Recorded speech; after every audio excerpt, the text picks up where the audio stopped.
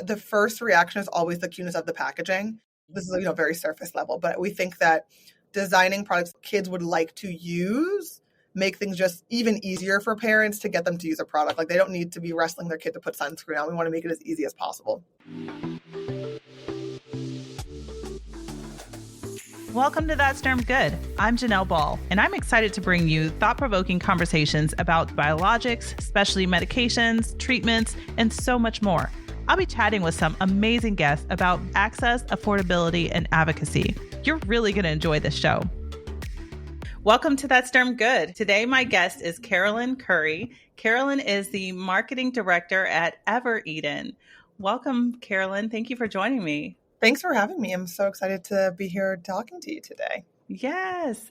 I was so thrilled to find Evereden on Instagram, and I'm so excited for you to share, about Evereden, the background, but can you tell me first, what exactly is Evereden and who its audience is for? Because I feel like you've got a good variety range of audience. Absolutely. So we were founded around 7 years ago now. Our 7th birthday is this year, with the goal of being the Johnson & Johnson of clean, premium, truly non-toxic skincare for the family.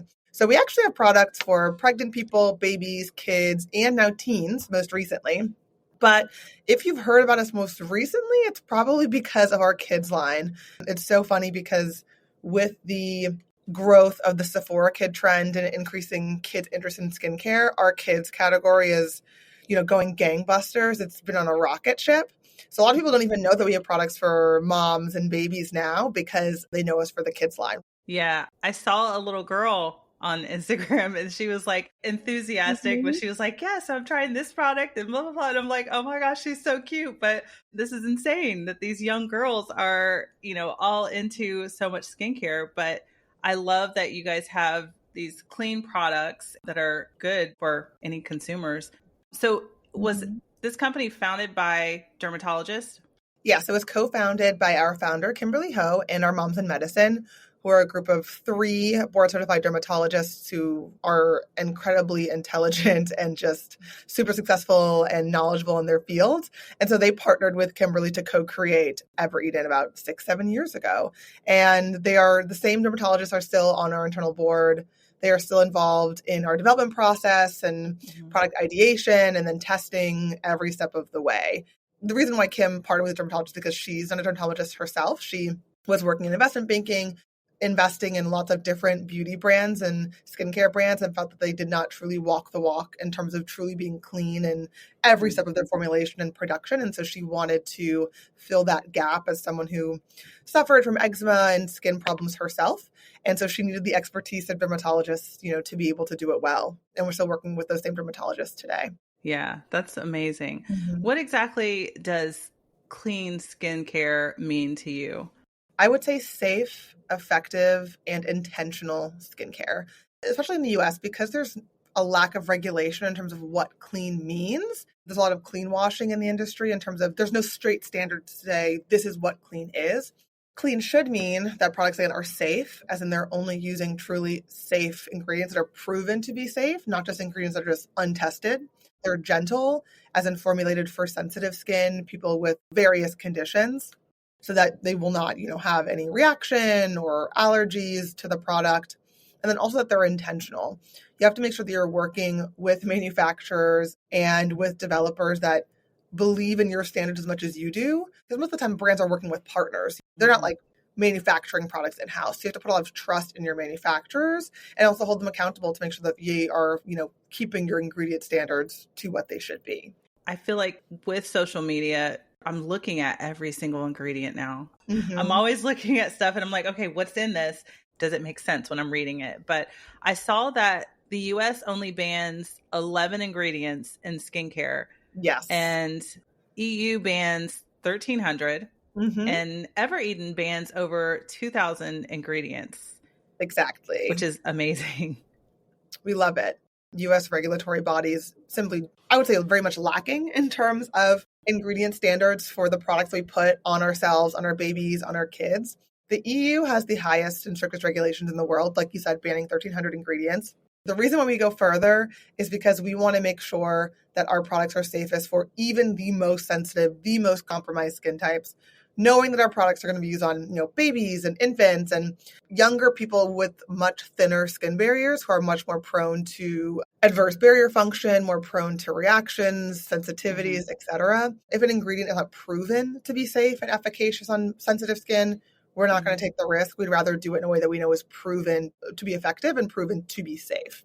That gap of 700 ingredients, does that mean that those 700 ingredients are inherently toxic necessarily, but we would just rather not take the risk. And that's kind of what Evereden is about. We want to be intentional with that so that parents don't have to ask these questions with our products. Yeah, that makes sense. I mean, especially when it's the babies, when you have baby products. I have family members that have this sensitive skin and have eczema issues. And even my daughter has a little dermatitis. Yeah, and really so her skin is very sensitive to everything that she's putting on. So it's important for me to make sure that, as a mom, I'm watching what she's putting on. And then I'm also kind of making sure that she understands, okay, you got to kind of make sure you know what you're putting on your face.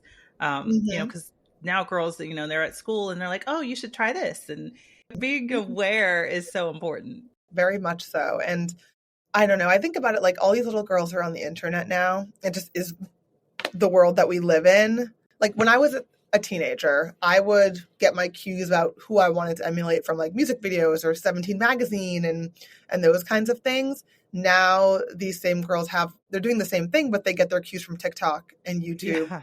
And they're getting the same get ready with me's, the same day in my life content that I get as an adult. There's not really any guardrails for that. So they're watching these 18, 19, even 30-year-olds, do their skincare routines and they want to be just like them. And I get it. You know what I mean? It's a completely natural inclination or desire. It's just how do you do it in a safe way that's safe for you? Because kids are not the intended audience of this content, but they just, they are consuming the content. So what does a basic skincare routine look like within your product line for, I don't know, I guess not the babies, your younger girls age? Yeah. So we like to say a kid that wants skincare, who's trying to take care of their skin, they just need 3 things. They need a cleanser that's gentle and sulfate free, really to remove the dirt and debris from their skin, the oil that builds up. If your child is in dance or in cheer, to remove the makeup that they may have on, just to make sure that, your skin's barrier is clean. The second is a moisturizer. That's important to help preserve skin's barrier function, to protect it from the elements, etc.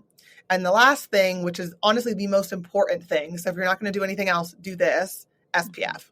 It's really, really crucial to protect kids' skin from UV rays, preventing sunburns, and we know that it positively impacts the risk of cancer in the future. So we know that putting sunscreen on your kid, rain or shine, will lower their risk of getting cancer later on in their life. So if anything, SPF is the most important thing. If we're going to cut it down even further, or maybe just do 2 steps, I would say a cleanser and SPF. Evereden has a 2-in-1 SPF and moisturizer if you want to combine those steps. So it's really all about functionality and protecting kids' skin. Everything else, assuming that it's not a retinol and is kid friendly, is a nice to have, but it's not a need to have. Absolutely. So where did the name Evereden come from? It was the brainchild of our founder, Kim, and her husband and co-CEO. We use a lot of plant-derived, high-quality botanicals in our products. And so they really wanted to do something about the Garden of Eden, the lushness and, really utilizing nature's bounty to create our product. And also something that can, would exist forever in family's household. So therefore, Evereden was born. I actually was not at the company, when the brand was named. And so this is the lore that I've heard over the last, 2 years. I like it. I was wondering that too. I said, okay, I love the name. So when did you start at the company? I started 2 years ago. Actually, I just celebrated my 2-year anniversary about 2 days ago. So it's 2 years on the dot. Thank you. Yeah, it's been a wild ride. It's super awesome. What got you into the dermatology space in the first place? Back in the day, about 5 years ago now, I was doing product development for Macy's, actually in, bedding and home care. So not in the cosmetic space at all. COVID hit, I was furloughed, and I was already looking for other jobs, next opportunity, always really passionate about, the beauty space. And I was able to get a position at Amika doing product marketing for them. And Amika is a clean hair care brand. So there was my first foray into the beauty space. And I learned a lot about, clean industry standards, what it means to be clean, the lack of regulation. How does a brand that is affordable or premium, balance all of these things and communicate to the customer what clean means to them? And I always thought it was really, really fascinating. And so when I was ready for my next opportunity, I heard about Evereden and, spoke to the team and heard about so much of what they stand for. And I was like, oh, this is a great place to be. Yeah. That's exciting. I'm very familiar with Amico too. I have my cosmetology license as well. So I've used that product quite often. I probably still have some. It is a really good quality product. Mm-hmm. Yeah. So exciting. So you're the global head of marketing. So the product is sold internationally? Yes. So I am the head of marketing for all of our business outside of China. We actually have a very robust business in China. It's where most of our global sales are now. But here in the US, we run our US business, our Canada business. We are also available in Sephora doors in Canada, but also Australia, New Zealand, Singapore, I believe the Philippines as well. And we also just launched on Amazon UK. So we are available in the UK as well. We're growing pretty rapidly in terms of distribution. I think it's just because our brand interest has peaked, around the world, which has been really awesome to see.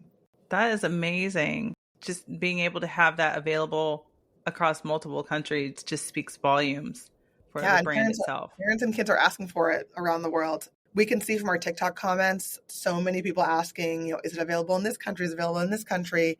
It's really awesome to see that hype and that brand love.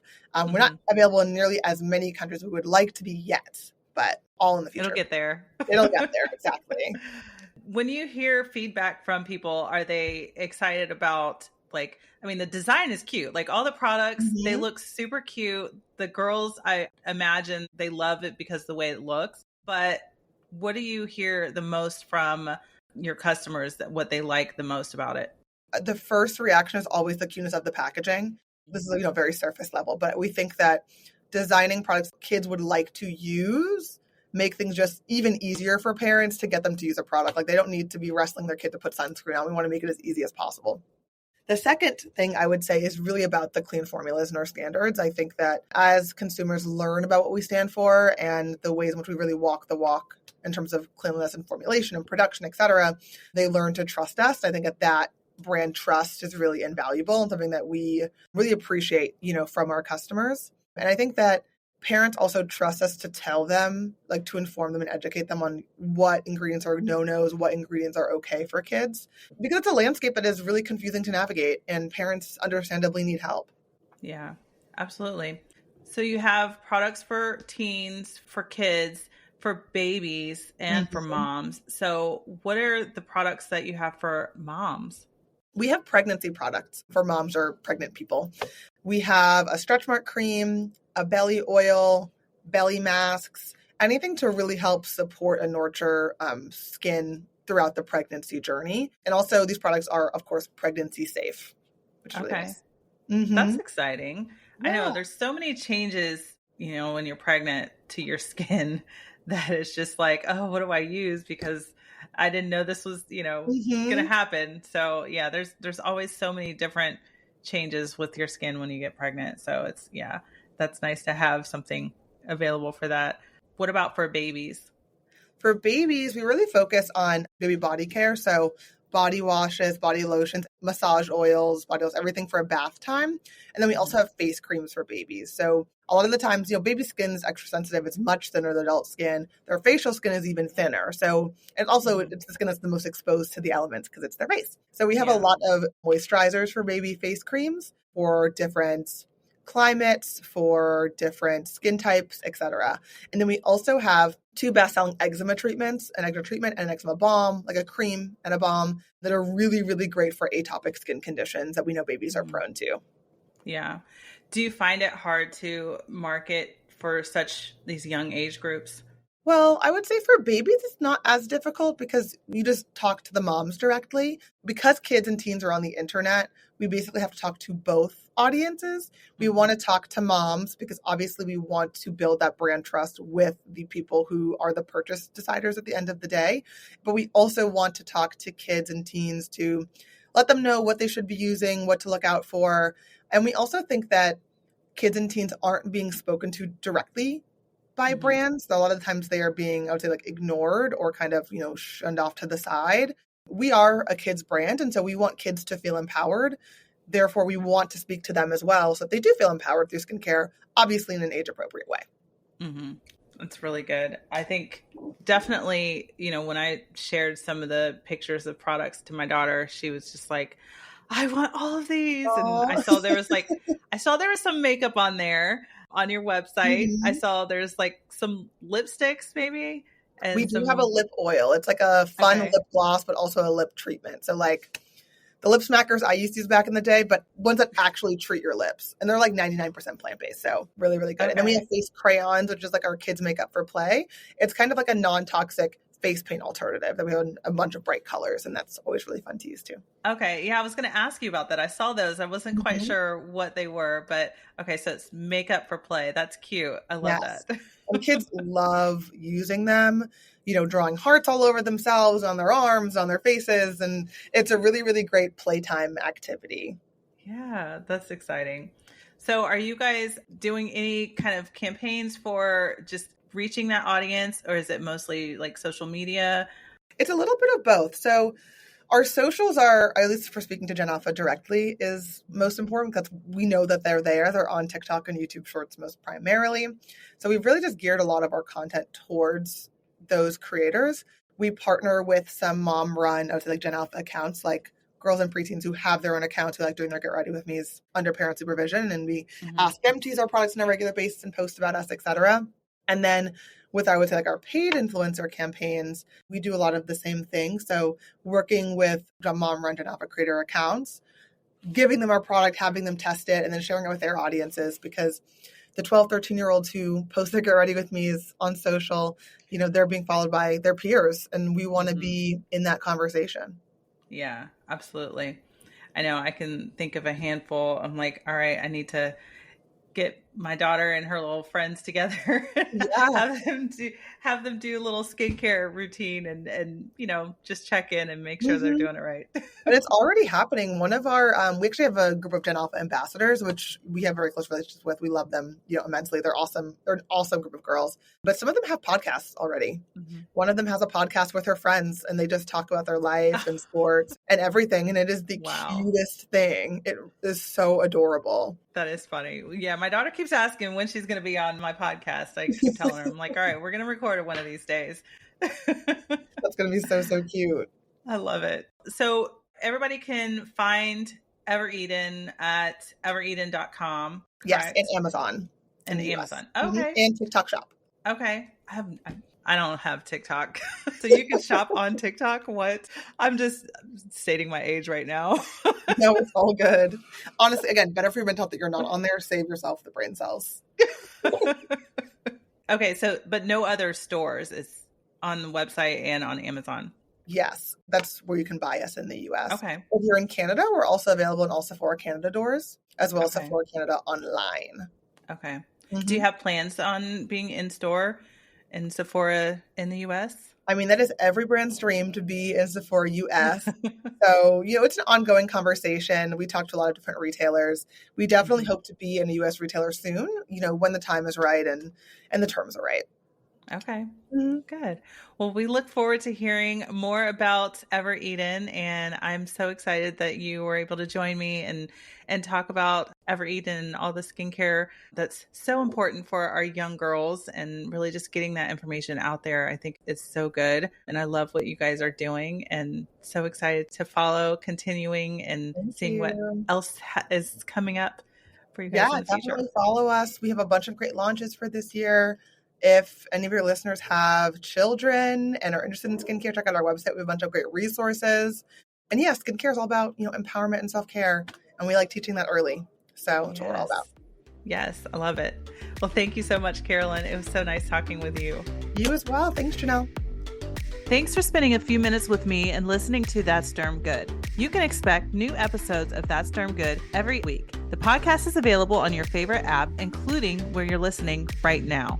Subscribe to the podcast so you never miss a new episode. Bye.